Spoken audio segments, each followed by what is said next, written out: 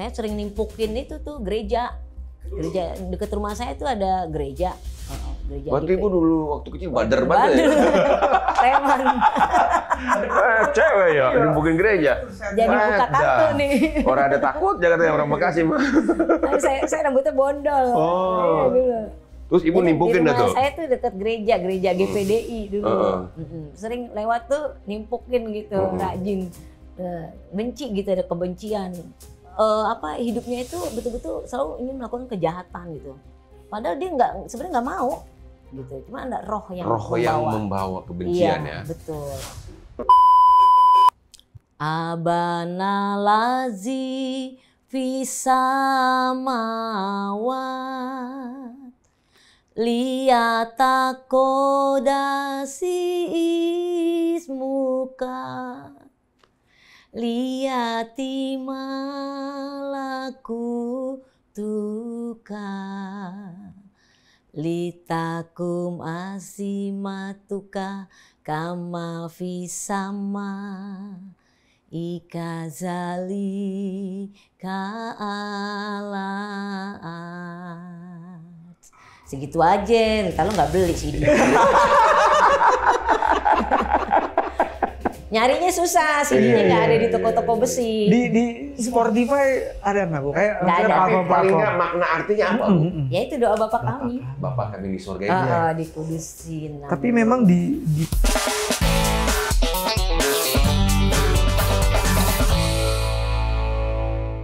Selamat datang di Cahaya Bagi Negeri, program yang semakin bercahaya. Terus makin bersinar. Hari ini spesial karena Aye mau baca pantun. Boleh dong. Mau dengerin Openingnya gimana? sekali-sekali pantun dong ya. Iya. Oke.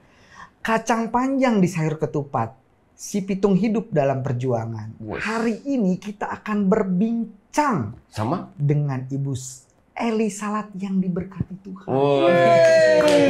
Keren. Lumayan lah ya. Pantun pemula mau udah keren. Ya. Nah, mungkin Ibu mau balas pantun teman saya nggak? Gue bales pantun. Buah semangke, buah tomat. Gue kagak nyangke lo pada udah bertobat. Biar dipakai Tuhan ya, luar biasa. Luar biasa. Aduh. Ibu dari kecil itu dibesarkan di lingkungan yang bukan percaya pada Yesus, terus bisa terima Yesus itu bagaimana Bu? Iya, sedikit ceritanya flashback lagi ya. Saya dari kecil hidup memang dari keluarga yang tidak kenal Tuhan ya. Jadi bapak saya dukun. Ya, ibu saya seringkali membantu bapak saya. Saya juga anak-anaknya itu bantuin bapak saya gitu ya. Nah, waktu kita belum terima Tuhan Yesus, waktu kita hidup masih dalam kegelapan, belum terima Tuhan Yesus, hidupnya ya kalau kita melihat sangat menajiskan sekali ya, hidup di luar Tuhan itu. Tapi akhirnya suatu saat saya melihat orang Kristen tuh kok jarang marah ya, istilahnya begitu. Walaupun mereka udah dikata-katain gitu, tapi kok diem aja sih gitu. Saya sering nimpukin itu tuh gereja. Kecil. Ya, dekat rumah saya tuh ada gereja. Gereja Berarti Ibu dulu waktu kecil bader Preman. Cewek ya, nimpukin gereja. Jadi buka kartu nih. Orang ada takut, jangan tanya orang Bekasi mah. Saya rambutnya bondol. Terus Ibu nimpukin dah tuh? Saya tuh dekat gereja GPDI dulu. Sering lewat tuh nimpukin gitu, rajin. Benci gitu, ada kebencian. Terus orang Kristen makanannya babi gitu, babi dimakan gitu ya. Nah, saya paling benci tuh sama orang udah Kristen lagi, kan tambah benci gitu. Nah ini teman. Jadi sekarang kan saya udah bertobat, saya nggak benci lagi. Jadi tambah mengasihi gitu. Jadi ya kita hidupnya dalam jahat, kita nggak tahu tuh. Ya ada roh aja yang mengajar kita untuk berbuat jahat. Membenci mereka, membenci orang-orang Kristen gitu. Iya, jadi memang orang di luar Tuhan Yesus, hidupnya itu betul-betul selalu ingin melakukan kejahatan gitu. Padahal dia sebenarnya nggak mau gitu. Cuma ada roh yang membawa kebencian ya. Betul. Ibu anak ke 11, saya terakhir. Oh, berarti saya masih yang sering beliin kembang tuh di pasar. Oh iya. Buat apa tadi saya nggak ngerti buat makanin setan tuh. Oh. Ada keris, batu Terbiasa gede, berarti, ya. gitu. Jadi Terbiasa kita memang udah dengan okultisme udah gitu ya, begitu, Bu, ya? okultisme gitu-gitu. Jadi banyak orang datang juga gitu ya, Bu, ya. Nah, Iya, minta ini. cuman Ibu, apakah Ibu jadi anak kesayangan nih? Nggak juga. Nggak juga ya. 11. Orang kata kasih kini ember, ubah. Mau nyayangin gimana? Yang ada digamparin terus tiap hari. Nah, nggak pernah gitu Bu berpikir bahwa arti kasih sayang itu seperti apa? Nggak pernah. Nggak pernah ngerasain. Saya nggak pernah ngerasain kasih sayang. Makanya saya lihat di orang Kristen tuh, Nggak apa-apa Bu. di kekristenan itu saya lihat kok mereka baik gitu ya.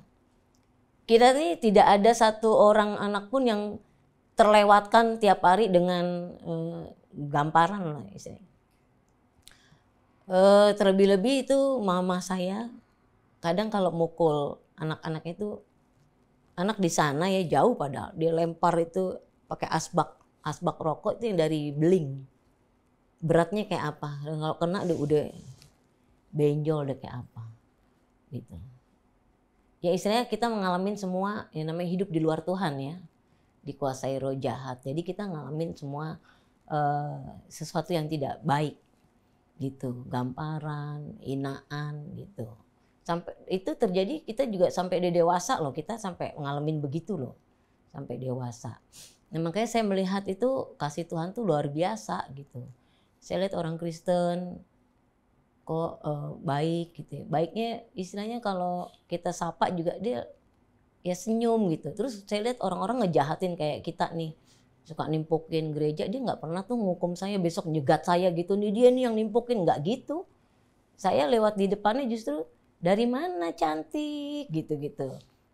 Setelah saya agak besaran, dari mana Mbak gitu-gitu, mereka menyapa dengan baik. Padahal gereja udah Ibu lemparin ya. Terus bagaimana Bu? Jadi saya lihatnya dari cerminan kekristenan ya. Bagaimana kasih itu begitu diajarkan? Iya, karena memang cerminannya kita kan Yesus. Yesus itu kan penuh kasih. Saya nggak lihat orang Kristennya aja, karena ada Yesus di dalam orang itu ya. Ya orang Kristen yang geblok juga banyak juga sih ya istilahnya. Tapi kita lihat Yesusnya. Dan kasih itu yang memulihkan begitu banyak kepahitan. Iya. Rasa pedih dalam itu. Betul. Kasih itu yang sudah memulihkan hidup saya mengampuni ibu saya, kakak-kakak saya juga dan orang-orang yang menyakiti saya, menzolimi ya. Saya udah ngampuni, udah anggap selesai. Ayat amanat agung kan, jadikanlah semua bangsa muridku, dan aku akan menyertai kamu. Iya. Pertanyaan saya, penyertaan seperti apa yang Ibu paling rasakan yang dilakukan Tuhan Yesus buat Ibu? Penyertaannya luar biasa ya. Salah satunya ketika saya menghadapi perlawanan-perlawanan dari saudara kita di seberang, itu Tuhan menyatakan luar biasa penyertaannya. Contohnya ketika saya di suatu tempat, kami ini tidak mengkristenisasi, tetapi kami selamatisasi. Ya,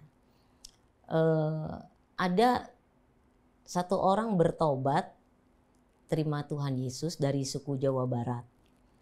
Lalu mereka berpikir bahwa kami mengkristenkan mereka, gitu. Nah, waktu mereka tahu orang ini bertobat, karena kan keselamatan itu anugerah ya. Bagian saya memberitakan. Nah, kebetulan dia dijamah Tuhan terima Yesus. Lalu kami dihakimi dengan penduduk di sana di daerah Jawa Barat itu. Dan kami ya mereka udah datang lah dengan pakai segala macam atribut. Macam-macam kita udah dikepung nih tempat saya. Lalu kita berdoa, hanya doa yang bisa kita lakukan waktu itu. Tuhan, kalau memang Engkau memakai kami untuk daerah ini menerima Tuhan Yesus, biarlah kami tetap di dalam penyertaan Tuhan. Jangan mati di sini Tuhan, sebelum mereka bertobat, sebelum daerah ini diselamatkan. Tapi kalau memang waktunya Tuhan tidak izinkan mereka bertobat, ya saya dibawa untuk hidup selalu menyenangkan hati Tuhan. Nggak apa-apa, mungkin belum waktunya tempat ini terima Yesus. Nah itu doa kami seperti itu saja. Nah ketika kami keluar, kan di luar udah rame tuh, orang udah nyerang-nyerang kita gitu di gerbang. Ketika kami di luar, itu Tuhan Yesus tuh luar biasa. Mujizatnya dinyatakan luar biasa. Orang yang sudah panas hati, sudah garam gitu ya, udah seperti mau nikam kita, tiba-tiba jadi luluh. Lihat kita jadi luluh. Dan kita sapa dengan baik. Dengan sapaan salam mereka ya. Lalu selamat siang dan sebagainya. Ini ada apa ini gitu ya. Lalu mereka dengan mudahnya langsung, oh nggak apa-apa Pak, nggak apa-apa kami cuma pengen cek kontrol di sini. Kira-kira berapa orang yang tinggal di sini. Jadi ngawur gitu mereka. Jadi ngomongnya begitu. Jadi suasana waktu itu yang sudah memanas jadi reda. Nah ketika saat itu mereka singkat cerita bubar, ada hansip kami yang bicara di situ. Ada salah satu mereka berkata, ketika mereka lihat kita, itu seperti ada malaikat Tuhan yang menyertai kita. Nah disitulah dahsyatnya Tuhan Yesus itu luar biasa. Kami sih nggak tahu, ya, tapi yang kami yakini roh yang di dalam kami itu lebih besar daripada mereka. Suatu ketika, ya saya memang bergumul untuk teman hidup waktu itu. Saya bilang, Tuhan kalau saya menikah, saya kriterianya yang pertama takut Tuhan. Saya gitu. Terus saya sebutkanlah yang sayang dengan keluarga dan sebagainya. Nah, waktu ketemunya itu juga unik sekali. Jadi waktu itu Bang Jun sendiri berdoa. Lagi dia doa, itu yang sering ditampilin itu wajah saya gitu. Bukan wajahnya yang lain. Ya. Padahal waktu itu banyak wanita. Banyak, itu kan suatu keunikan buat saya ya enggak? Bener, jadi wajah saya ditampilin, lalu Bang Jun tanya, Tuhan ada apa nih dengan orang ini? Gitu. Lalu Tuhan bicara dengan Bang Jun karena kedekatannya ya dia secara kerohaniannya waktu itu. Dia bilang cari orang ini. Jadi Bang Jun suruh cari saya.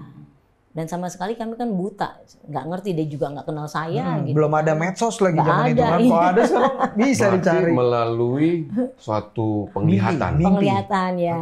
Jadi Tuhan tuh memang sudah pertemukan kami lewat itu ya. Yakin dia cari saya. Ketemu gitu. dah tuh. Cari-cari kemana gitu ya, cari informasi gitu. Singkat cerita ya, karena dia mencari-cari sampai mendapatkan kata Tuhan begitu. Oh iya. Ya kan. Ketemu lah. Di mana gitu. ketemunya waktu itu, Bu? Nah ketemu telepon dulu. Oh iya. Ketemu telepon. Ini dengan Elizabeth ya, bla bla bla. Ini siapa ya? Junaidi Salat kata gitu. Oh, terus Ibu pernah dengar namanya gimana tuh? Berdebar-debar saya. Ini bukan dari mata turun ke hati, dari suara ya, Bu. Suara. Dari suara yang berdebar-debar.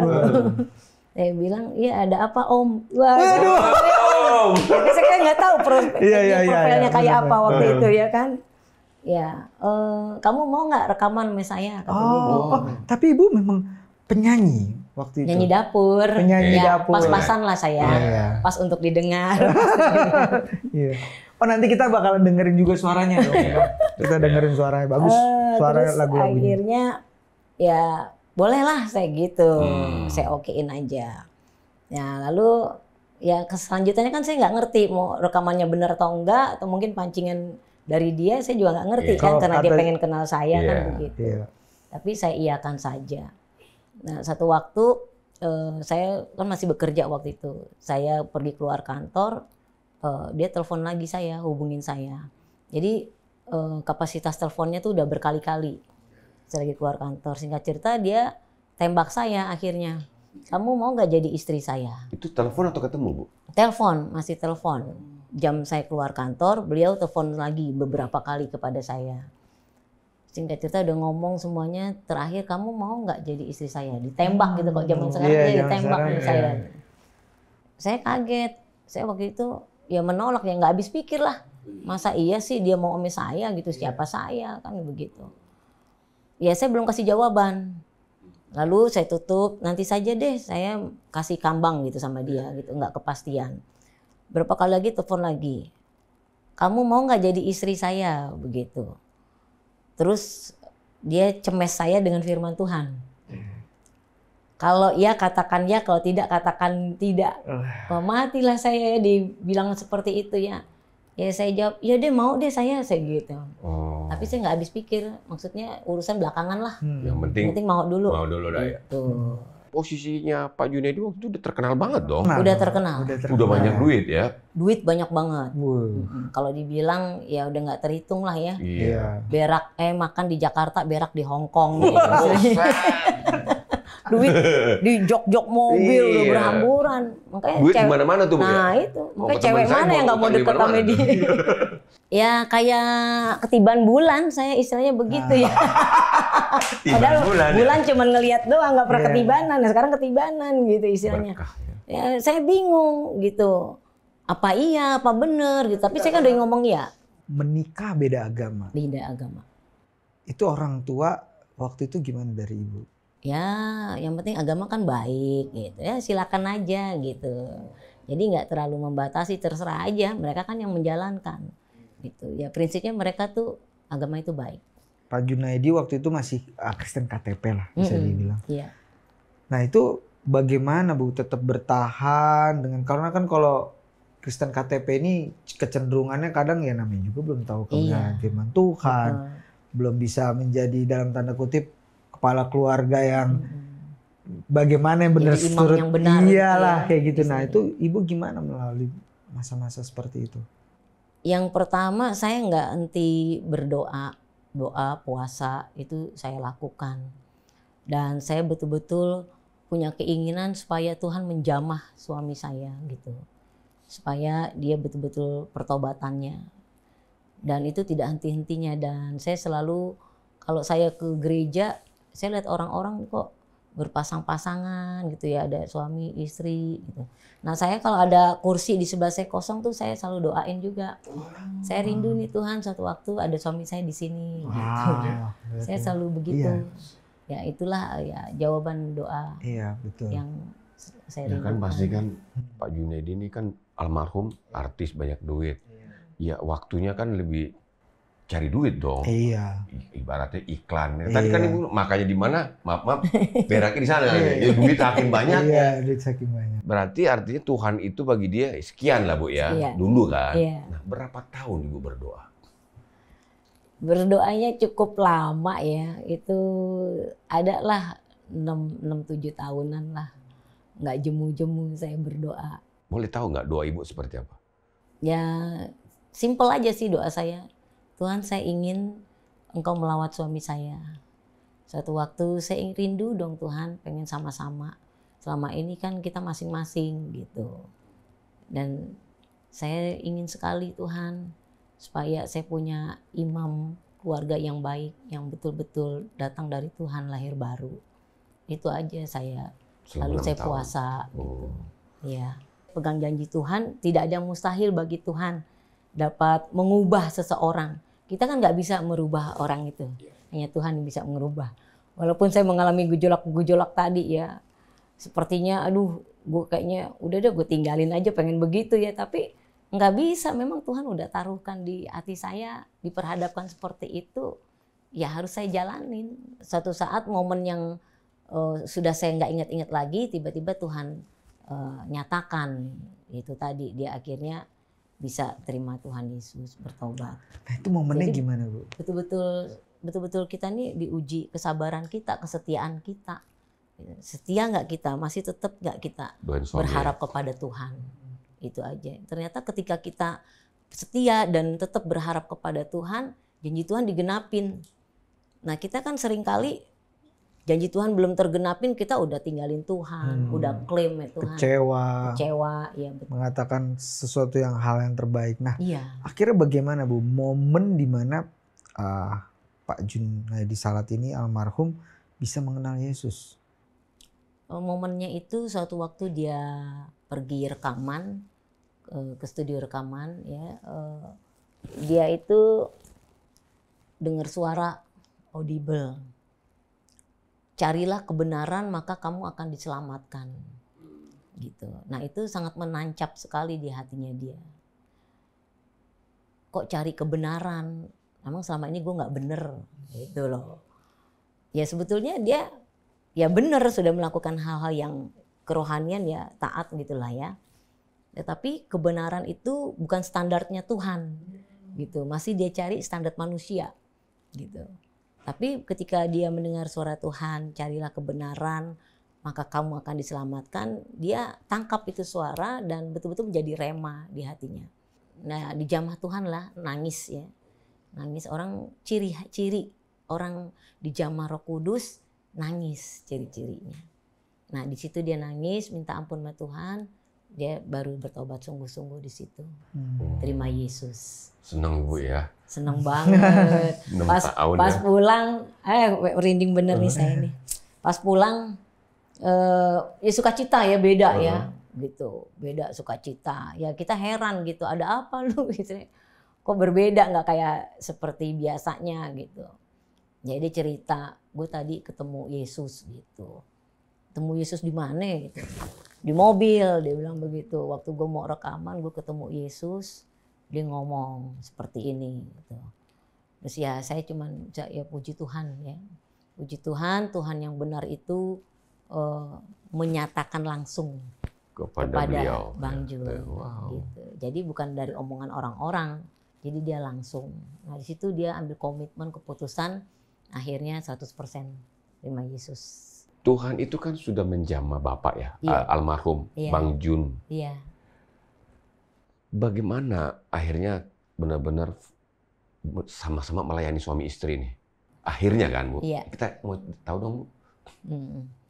Ya setelah Bang Jun terima Yesus, suatu waktu ya saya ikut pelayanan beliau ya. Tapi waktu itu saya sebagai pendoa lah istilahnya begitu ya. Saya sebagai pendoa belum berani maju nih ke mimbar gitu. Tapi berjalannya waktu saya juga banyak belajar dan belajar juga dari Bang Jun. Akhirnya satu saat kita punya inspirasi begini.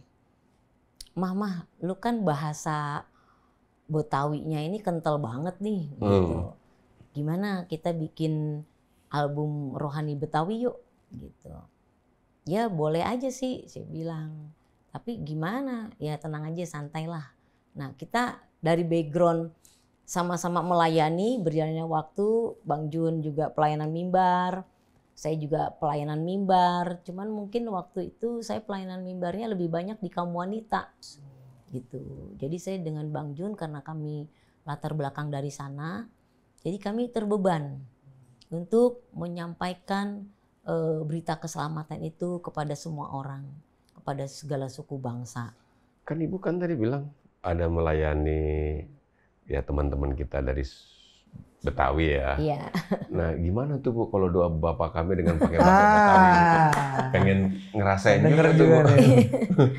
Ya sebetulnya mudah ya, Tuhan kita itu kan tahu dia berbagai suku bangsa ya. Kebetulan tadi saya memang tinggal di Betawi, ya saya berdoa dalam bahasa Betawi.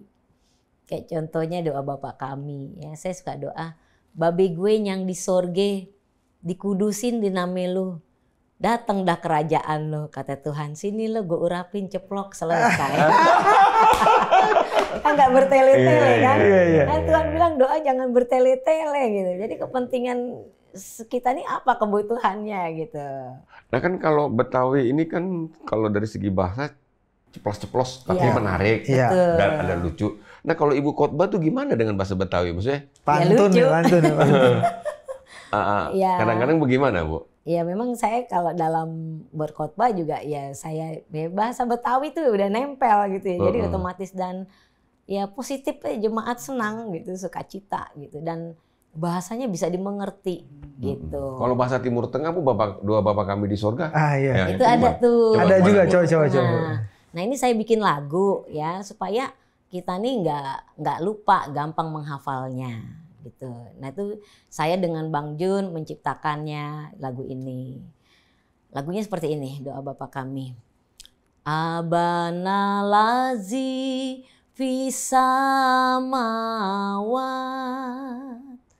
liyatakodasi ismuka liati malaku tuka litakum asimatuka kama visama ikazali kaalat. Segitu aja, ntar lo nggak beli CD. Nyarinya susah, CD-nya nggak ada di toko-toko besi. Di Spotify ada nggak Bu? Kayak Nggak ada. Paling nggak makna artinya apa Bu? Ya itu doa Bapa kami. Bapak kami di surga ini ya. Dikudusin. Tapi memang dibuat dengan lintas bahasa, dengan nada seperti itu, kita bisa merasakan bagaimana kekusyukannya. Iya, betul. Ya saya melayani pekerjaan Tuhan aja selagi masih ada kesempatan yang Tuhan berikan, selagi masih ada waktu, selagi masih saya bisa berkarya, saya lakukan semuanya untuk Tuhan. Gitu aja. Kalau untuk saya pribadi, mas saya udah cukup aja lah dari Tuhan. Cukup makan, minum, pakai, udah selesai gitu aja. Saya bersyukur aja sama Tuhan. Gitu. Tapi kalau untuk jiwa-jiwa itu penting banget. Gitu. Jadi saya hidup untuk melayani Tuhan. Melayani pekerjaan Tuhan. Kalau harta mau ngebawa kemana Bu ya? Kagak. Iya. Kagak dibawa kemana-mana. Kalau harta lagi melimpe-limpe, hatinya seneng, entu sih biasa. Biasa kalau harta lagi melimpah-limpah, orang dunia bisa lakukan sukacita, traktir orang sono sini, ya. Orang Kristen hartanya lagi melimpah seneng, haleluya, puji Tuhan, bahasa roh di mana-mana. Kalau bokeh kagak punya ape-ape, hatinya seneng itu baru luar biasa. Yang Tuhan pengenin. Itu dia. Iya, meskipun udah ngeblangsak hidup kita nih melarat, ya nggak punya apa-apa, bokeh, kita tetap bersukacita. Ini Tuhan seneng. Makanya kita harus tunjukkan pandangan kita hanya kepada Tuhan. Maka wajah kita akan berseri-seri. Gitu. Pandanglah juru selamat. Betul. Maka kamu akan selamat. Meskipun namanya lo selamat rahajo, kalau lo nggak punya juru selamat, lo kagak bakal keselamat. Di Cahaya Bagi Negeri, Betul. kita ada namanya Parenting Project. Parenting Project. Nah, Parenting Project ini Bu, memang diperuntukkan untuk gereja. Ya. Kita saksikan dulu Bu ya. Ini dia, Parenting Project.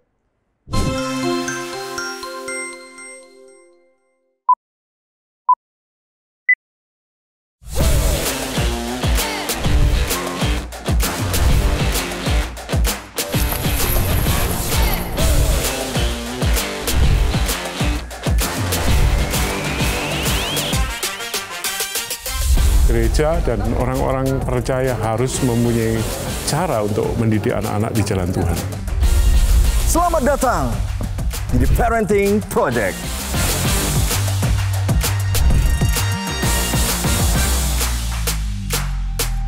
Hey!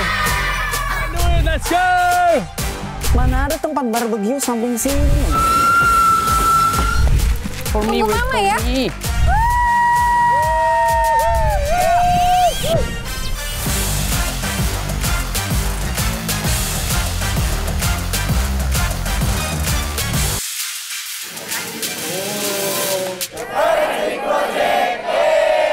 Mengintisarikan begitu hal yang sangat kompleks dalam mendidik anak menjadi sesuatu hal yang sangat mudah dicerna, poin-poin pentingnya, kemudian ilustrasinya juga sangat aplikatif.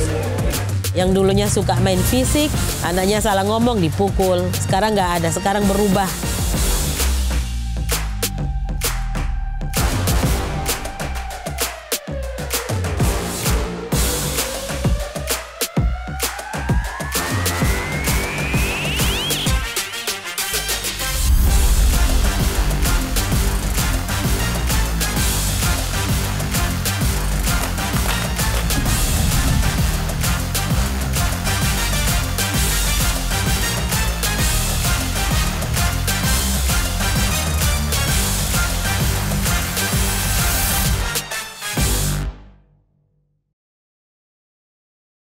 Project ini kalau diterapin kepada semua keluarga ini sangat menarik sekali. Ya. Iya.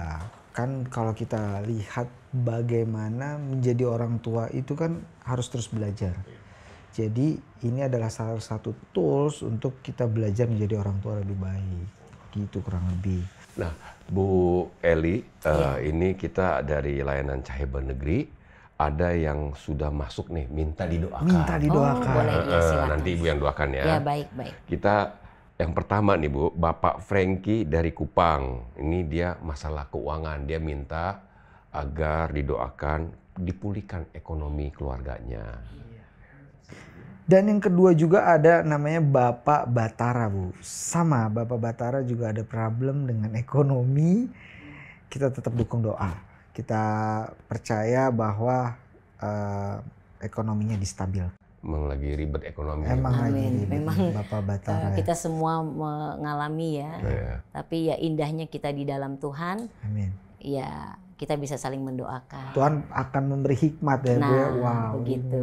Keren. Mari kita berdoa. Sama-sama kita bersatu di dalam doa. Kita bawa Pak Frankie dan Mbak Batara ke dalam tangan kasih Tuhan.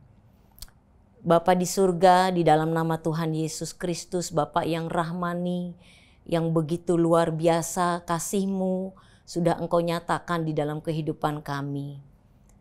Kami bawa Bapak Frankie yang sedang menghadapi pergumulan permasalahan perekonomian. Keuangannya Tuhan mungkin sedang mengalami kegoncangan. Kami serahkan ke dalam tangan Tuhan kedua anak-Mu ini, Bapak Frankie dan Bapak Batara. Tuhan saja menjamah memulihkannya. Sehingga Tuhan lewat masalah yang mereka hadapi, iman mereka tetap kuat. Tidak menjual Engkau Tuhan. Tapi justru mereka semakin lekat, semakin dekat kepadamu ya Bapak. Percaya Tuhan, Engkau akan menjawab, mendengar setiap doa yang disampaikan Pak Frankie dan Pak Batara. Dan hamba pada saat ini. Hamba serahkan kedua anak-Mu ini ke dalam tangan Tuhan. Terima kasih Bapak, terpujilah nama-Mu. Di dalam nama Tuhan Yesus, berperkaralah Engkau. Haleluya. Amin. Amin. Wow, luar biasa. Tuhan Yesus memulihkan ekonomi Pak Batara dan Pak Frankie. Nah, buat pemirsa juga yang sedang menyaksikan acara Cahaya Bagi Negeri ini, jika Anda saat ini mungkin mengalami suatu permasalahan, baik ekonomi ataupun hal-hal yang mungkin yang sulit Anda selesaikan, Cahaya Bagi Negeri ada layanan doa. Anda boleh mencatatnya, menghubunginya. Ada teman-teman 24 jam. Dan juga Bang, kalau misalnya kalian merasa konten ini sangat diberkati, konten ini benar-benar memberi saya banyak hikmat. Ya. Iya, jangan seperti yang Ibu Eli bilang bahwa kita juga harus share, kita harus bagikan. Kenapa? Semakin banyak orang yang diberkati. Share ke orang-orang terkasih, kepada teman, sahabat, keluarga, siapapun. Dan pastinya jangan lupa juga follow dari media sosial kami lainnya supaya kalian tuh tahu update terbaru apa yang sedang dilakukan Cahaya Bagi Negeri. Buah semangke, buah tomat. Apa tuh, Bu? Udah di jus aja ya. Kirain ada lanjutannya, Bu. Soto kudus, soto babat. Tuhan Yesus paling hebat. Saya nggak ada lawan. Saya nggak ada ya. Jadi lapar ya. Soto kudus, soto babat. Tuhan Yesus paling hebat.